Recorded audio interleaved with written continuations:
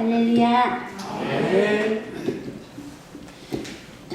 오늘 우리는 이스라엘 백성이 약속의 땅 가나안으로 가기 위해서 마주해야 했던 마지막 장애물 요단강을 건너는 그 현장을 한번 가보고자 합니다. 이스라엘 백성은 40년 동안의 광야 생활을 마치고 이제 요단강만 건너면 꿈에 그리던 약속의 땅이 있습니다. 그런데 이 요단강을 건너는 현실이 너무 어렵습니다. 여호수아 우리가 본문에 읽진 않았지만 그 뒤에 보면 여호수아 3장 15절에 보면 요단강이 추수할 때에 범람한다 라는 구절이 나옵니다. 지금 이스라엘 백성은 기적적으로 물이 마른 강바닥을 건너서 약속의 땅으로 들어가려고 하고 있고, 이 구절은 이 기적이 얼마나 엄청난 것인가를 보여주기 위해서 포함되어 있습니다. 그런데 도대체 요단강이 얼마나 크고 엄청났길래 이렇게 표현을 했나, 그러면 이 현장을 한번 가봐야 되겠다 이러면서 카메라를 들고 요단강을 추수할 때 간다고 해도 지금은 안타깝게도 이것을 찍을 수가 없습니다. 이런 장면이 펼쳐지지 않습니다. 왜냐하면 지금 기후가 엄청나게 변화를 해서 요단강의 상황이 지금은 아주 많이 바뀌었다고 합니다. 그래서 혹시 그때 뭔가 사진을 찍어 놓은 게 없을까 하고 제가 어제 인터넷을 열심히 뒤졌습니다. 그런데 가장 최근 것은 찾지 못했지만 2010년 요단강 보고서라는 것을 영문으로 된 것을 찾았습니다. 제가 영어를 읽을 수 있을까요? 아닙니다. 구글이 다 번역을 해주더군요. 챗GPT가 매우 좋습니다. 다 번역을 해줘서 제가 자세히 한번 읽어보게 되었습니다. 이 2010년 요단강 보고서에 따르면 요단강의 물의 양은 그러니까 100년 전과 2010년을 이렇게 비교하는 보고서였거든요. 그러니까 100년 전이니까 1910년하고 2010년하고 비교해서 1910년에 비해서 3%밖에 물이 없다라는 결론을 이렇게 내놓은 것을 봤습니다. 그래서 이 보고서에 따르면 1900년대 초반에는 요단강 물의 양이 13억 세제곱미터, 그러니까 13억 세제곱미터였는데 2010년에는 이제 딱 조사를 해보니까 유량이 2천에서 3천만 밖에 안 되는 그런 아주 작은 양만, 비교해서 정말 너무 작은 양밖에 없다, 이렇게 보고서에 작성이 되어 있었습니다.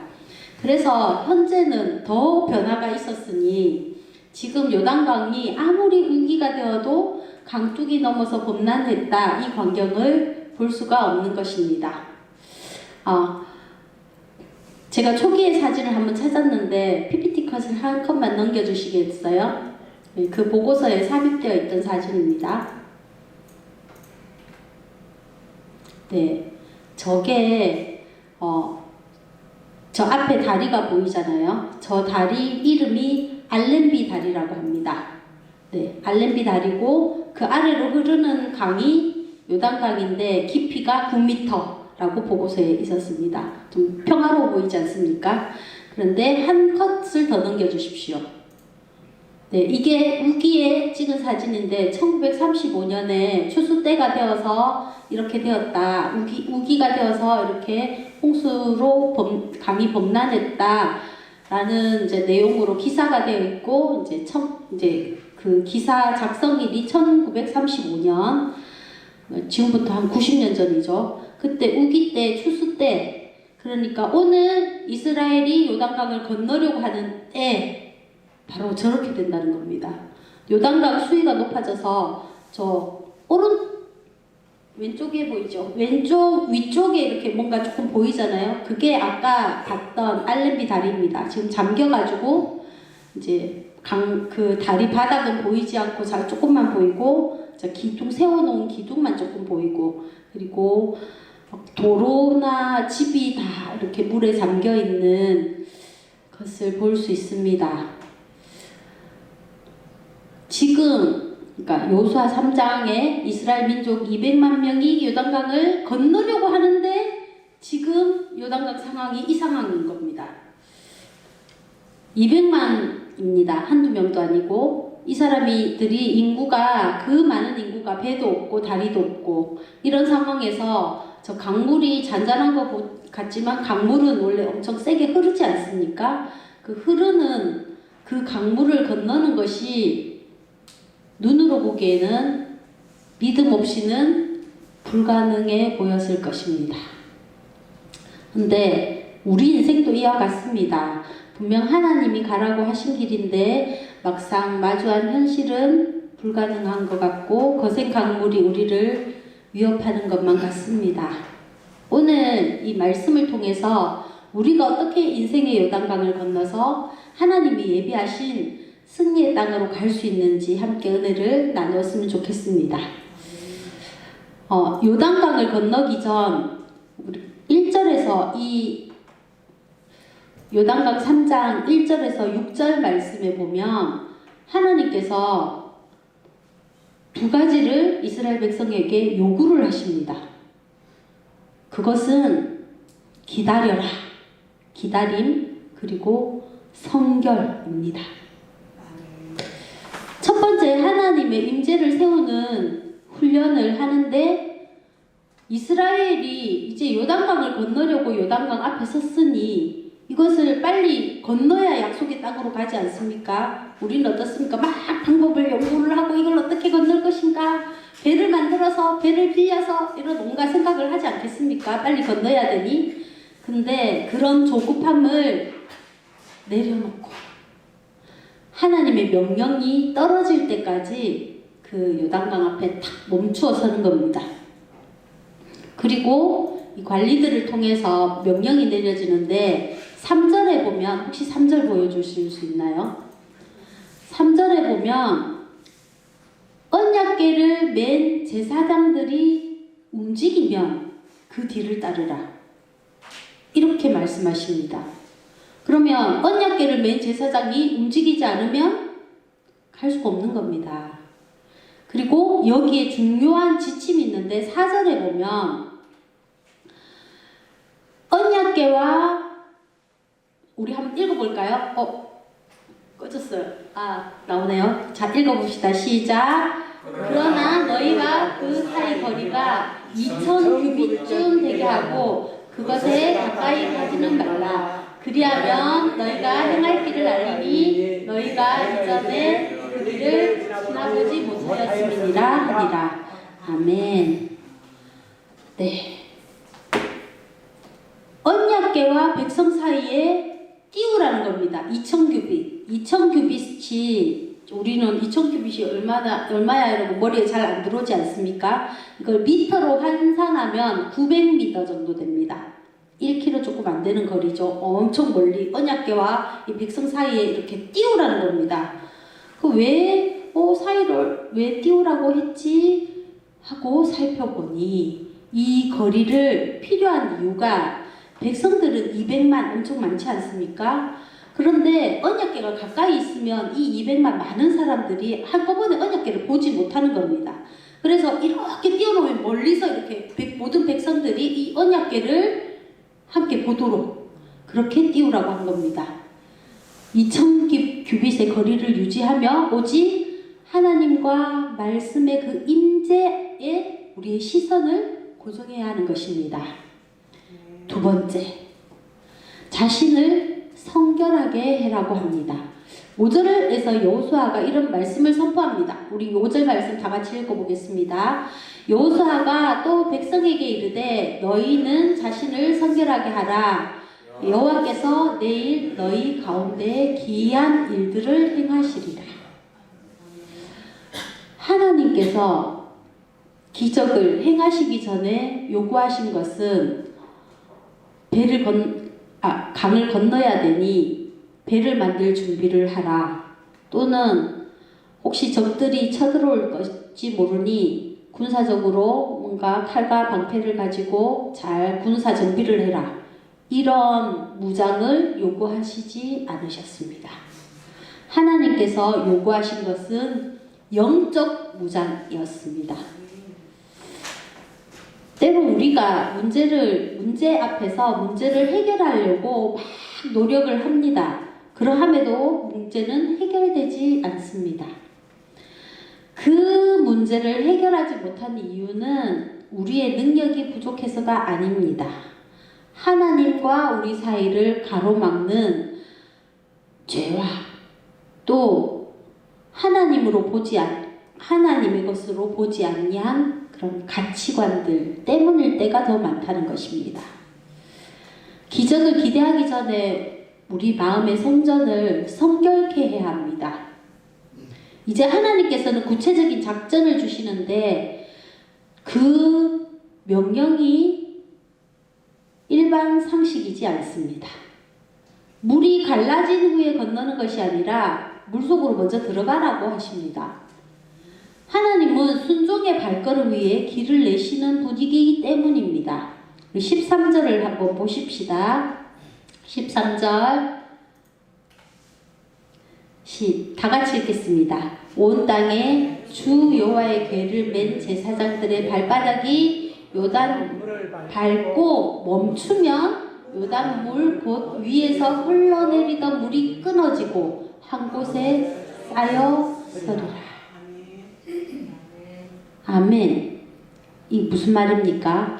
홍해에서는 모세가 지팡이를 먼저 바다를 향해 내밀어라 라고 명령하셨습니다.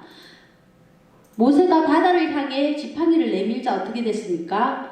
물이 갈라졌습니다. 그래서 그 갈라지고 드러난 땅으로 우리 이스라엘 백성이 홍해 바다를 건넜습니다. 그런데 요단강은 먼저 갈라지지 않았던 것입니다. 제사장이 하나님의 법궤를 메고 한 발자국 강을 향해 내디디면 그만큼 물이 서서 땅이 드러나고 두 발자국 내디디면 또 그만큼 물이 멈추어 서서 땅이 드러나고 그런 이적을 하나님께서 보여주셨습니다. 무엇을 이야기하고 있습니까? 광야 40년을 지난 이스라엘에게 하나님은 더 깊은 믿음의 수준을 요구하고 계신 것입니다. 이렇게 믿음은 뭔가 계산하는 것이 아닙니다. 믿음은 하나님의 말씀에 반응하는 것입니다. 많은 사람들이 길이 열리면 가겠습니다. 이렇게 말합니다.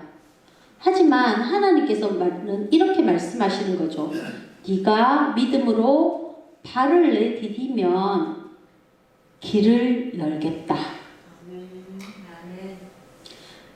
우리 삶 속에서 여전히 흐르고 있는 요단강이 있습니까? 기도는 하지만 정작 순종의 발걸음은 멈추어 있지 않습니까?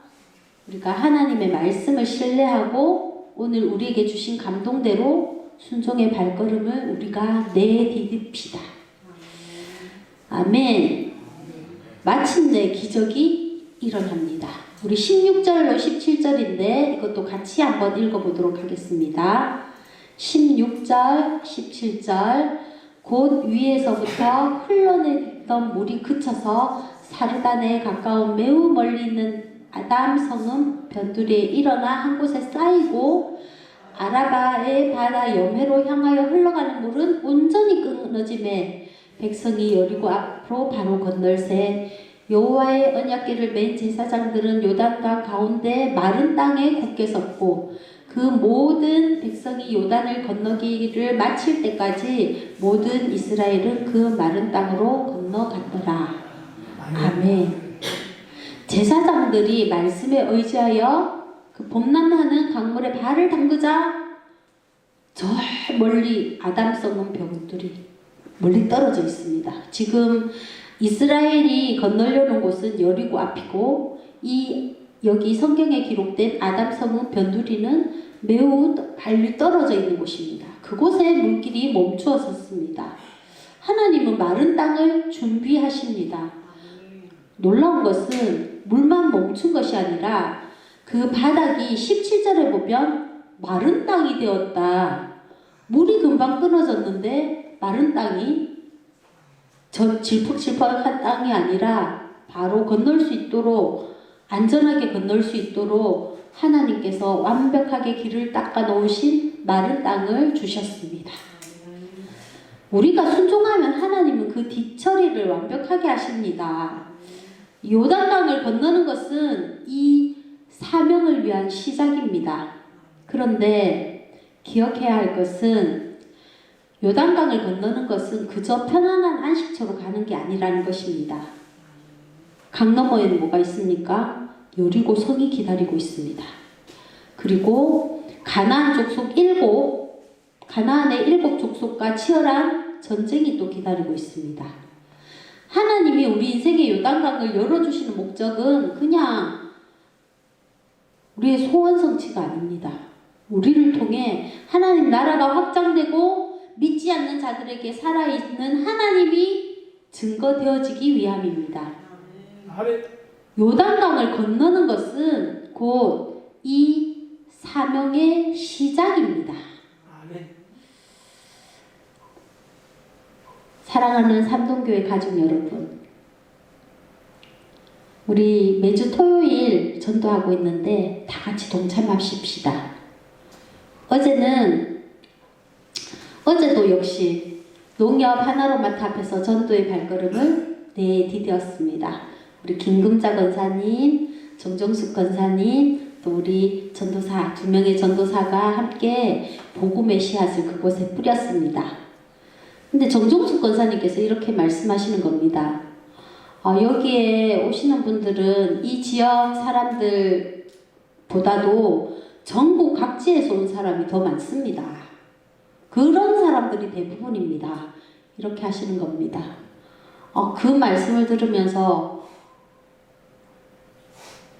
우리 삼동교회를 향한 하나님의 전략은 너무 놀랍다는 것을 깨달았습니다. 우리는 때로 우리 교회는 너무 작다, 우리는 너무 연약하다 이렇게 생각을 합니다. 대한민국 남단의 끝자락에 이름도 생소한 이 지역을 이야기를 하면 아무도 모르는 남해 삼동 지족이라는 구석진 곳에 우리 교회가 정말 점처럼 작게 박혀있구나 이렇게 느낄 때가 있습니다. 그런데 하나님은 우리를 다르게 보고 계십니다. 아멘. 우리가 전국 곳곳을 찾아다니면서 사람들을 만나고 예수님을 전할 수가 있겠습니까? 어렵습니다. 우리가 찾아다니지 않아도 하나님께서 전국에 흩어져 있는 영혼들을 우리 앞에 보내주고 계십니다.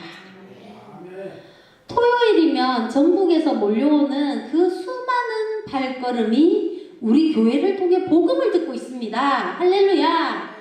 우리가 작고 연약할지라도 하나님께서는 우리 삼동교회를 들어 대한민국 전국 구석구석으로 복음을 실어 나르는 거대한 복음의 터미널로 우리를 사용하고 계시는 것입니다.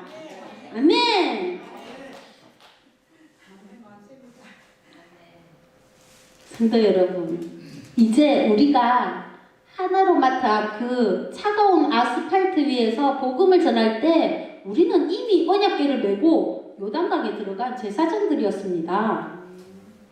제사장들이 그 발바닥에 물이 밟을 때 강물이 멈췄던 것처럼 우리가 남해 삼동 지족 땅에서 내디딘 그 순종의 발걸음이 전국에서 온 영혼들의 마음속에 흐르던 그 절망의 물줄기를 멈추고 생명의 물줄기를 흘려보내는 통로가 된 것입니다.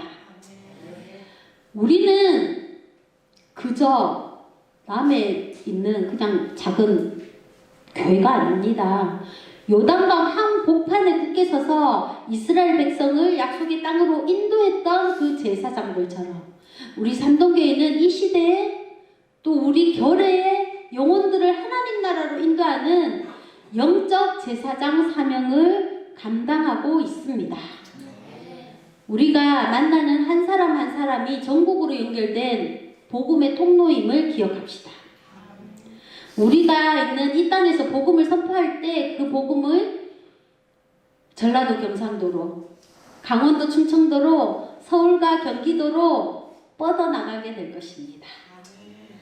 요단을 건너 세상을 살리는 복음의 증인으로 우리 삼동교회를 크게 들어 쓰시는 하나님과 함께 담대히 나가시기를 주님의 이름으로 간절히 축원합니다.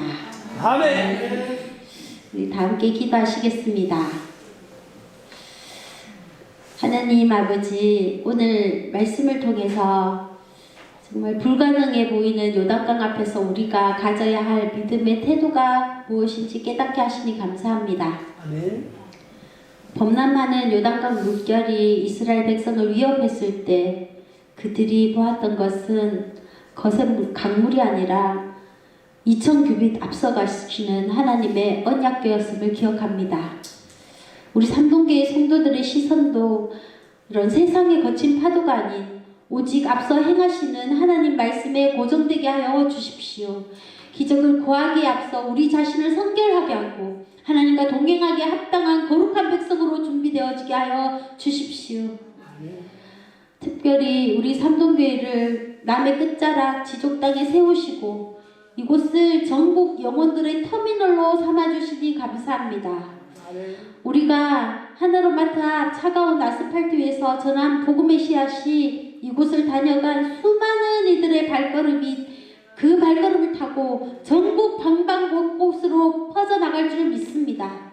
우리는 작으나 우리를 쓰시는 하나님은 크시고 우리는 연약하지만 우리를 통해 일하시는 하나님의 계획은 위대하십니다. 우리 삼동교회 성도 한 사람 한 사람이 이 시대의 영적 제사장이 되어 요단강 한복판에 굳게 서서 죽어가는 영혼들을 천국으로 인도하는 사명을 끝까지 감당하게 하여 주십시오. 감사합니다. 예수님 이름으로 기도드립니다. 아멘.